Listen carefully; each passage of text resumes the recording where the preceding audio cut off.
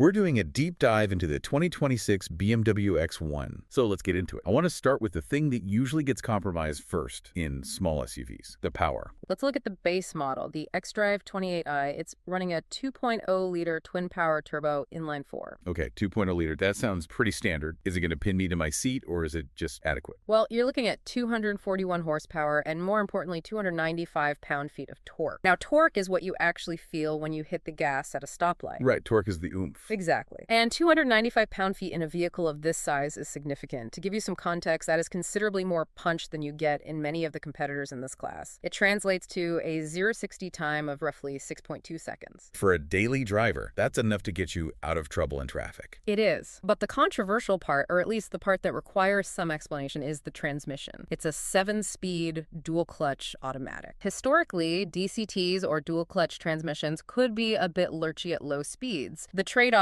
is that at speed, they are lightning fast. Oh, okay. They essentially have the next gear pre-selected. So when you're accelerating onto the highway, there is almost no interruption in power. I see. BMW has done a lot of software tuning on this 2026 model to smooth out that low-speed engagement. It feels much closer to a traditional automatic now, but you still get that snap when you want to pass someone. So it's trading, what, a tiny bit of smoothness at 2 miles per hour? Yeah. For a lot of responsiveness at 70 miles per hour. That is the philosophy. It's a driver's transmission. It wants to go. Now, that's the base model. Yeah. There's an M version, right? There is the M35i. Okay. They tune that same engine up to about 312 horsepower. It is properly quick. 0-60 drops to 4.7 seconds. That is genuine sports car territory from a decade ago, now in a car that can haul your luggage. Wow. But the engine isn't even the most interesting part of the M35i to me. It's the suspension. The M35i comes with adaptive M suspension. This is crucial. It uses electronically controlled dampers that can change their stiffness in, well, milliseconds. If you're cruising on the highway down to Norman, it softens the valves to soak up the expansion joints. Okay. But if you decide to take a back road and corner hard, it instantly firms up to keep the car flat. Gives you a dual personality. See, that's the have your cake and eat it too. Yeah. Technology I like. Let's talk about the look of this thing. If you're buying a BMW, you care about the aesthetic. The 2026 design language is definitely moving away from soft. It's upright, it's assertive. Yeah. It has the double kidney grille, obviously, but it's proportional. I noticed the lights too. They look meaner. Slender LED headlights. And around the back, the taillights have this L-shape 3D design. If you look closely, there's a hexagonal pattern etched into the side of the light housing. That's the kind of detail you pay for. It signals craftsmanship, but since we were just talking about ride quality, we have to talk about the wheels. You can get the 20-inch individual multi-spoke wheels, and they look incredible. They fill the wheel arches perfectly and give the car a very planted stance. But usually those come with lower profile tires. In a place like Oklahoma, where road maintenance can be, let's just say, varied. Right. If you hit a crater on the Broadway extension with 20-inch rims, you're going to feel it in your teeth. Exactly. The 18-inch or 19-inch options might actually be the luxury choice because you get more sidewall rubber to cushion the blow. That's smart. It's a balance between looking cool and riding soft. That's a good tip. Don't just check the box for the biggest wheels because you think bigger is better. Think about your daily commute. If you're driving through a construction zone every day, maybe stick to the 18s. And speaking of customization, the colors are finally getting interesting. We have Night Dusk Blue Metallic, Furs and Portimao Blue, Vegas Red Metallic. I am so tired of grayscale cars. Seeing a Vegas Red X1 rolling through Mustang or Bethany would actually turn heads. It's assertive without being oversized. It fits in a standard garage, it fits in a compact parking space, but it has presence. Okay, let's open the door. The interior. This is where you spend your time. And the first thing you see is that screen. The BMW curved display, it's becoming their signature. It's a frameless glass panel that combines the instrument cluster and the infotainment into one sweeping unit. It's running iDrive 9, which is their latest operating system. And it relies heavily on touch and voice, but the interface is much more smartphone-like than previous generations. And materials. Are we looking at real leather here? Interesting point. They use Veganza leather upholstery. It's perforated, it has contrast stitching, and honestly, most people cannot tell the difference between this and traditional hide. Okay. It's more sustainable, and it's very durable. The biggest issue with compact SUVs is usually the knee crunch factor. Front legroom is 40.4 inches. That is generous. But the real surprise is the back seat. 37.0 inches of legroom. And cargo. Because I'm envisioning a scenario where I'm at a shop in Choctaw picking up something bulky, or maybe packing camping gear for a weekend at Guthrie Lake. You've got 25.7 cubic feet behind the seats, but But if you fold them down, it's 57.2 cubic feet. And here's the key feature. The rear seats have a 40-20-40 split. Why does that matter? Why not just 60-40 like everyone else? Flexibility. Let's say you buy some lumber or maybe skis. You can fold down just the middle 20% to slide the long items through. Oh, okay. But you still have 2 full seats on either side for passengers. You don't have to sacrifice a passenger to carry a long object. That is smart. That's actual utility. And I saw in the notes, heated seats are standard. They are, along with dual zone climate control. Which, let's be real, if you live in Oklahoma, heated seats aren't a luxury. They're a survival tool for those February mornings when the wind chill is single digits. Absolutely essential. Okay, I want to pivot to the tech, something called the Parking Assistant Professional. Right. It allows you to park the car while you are not in the car. You can maneuver the vehicle in and out of a spot using your smartphone while standing outside the car. So imagine I'm at a crowded event, maybe a Thunder game, and some guy in a massive truck parks 3 inches from my door. Exactly. Instead of sucking in your gut and trying to squeeze through a tiny gap and probably scratching your door, you just pull out your phone, back the car out remotely, and then get in comfortably. That is the future. I love that. But there was another feature that sounded even wilder, the maneuvering assistant. This is fascinating. The car can essentially memorize a driving path. Okay. Let's say you have a really tricky driveway. Maybe it's long, curved, has a brick wall on one side. You drive it once manually, and the car records the steering inputs. And then? The next time you are in that location, the car can recognize it and offer to perform the maneuver autonomously. It handles the steering, the brake, the gas, everything. So it remembers how to back out of my driveway better than I do. Theoretically, yes. It takes the human error out of those repetitive, tight maneuvers. It's incredible. It's like having a valet built into the computer. But with all this automation, the remote control, the self-steering, is it safe? If I'm putting my family in this, I need to know it's not going to glitch out. And that's the foundation here. The X1 has a 4-star overall NHTSA rating and is an IIHS top safety pick. The sensors that enable all that cool parking tech are the same ones that save your life on the highway. So we're talking blind spot detection. Standard. Automatic emergency braking with pedestrian detection. Standard. And for the highway commuters, if you're driving from Piedmont to downtown every day, you can opt for the adaptive cruise control with lane centering. It reduces the fatigue of those long, straight drives significantly. Now, we've talked about the car, but we need to talk about the ownership experience.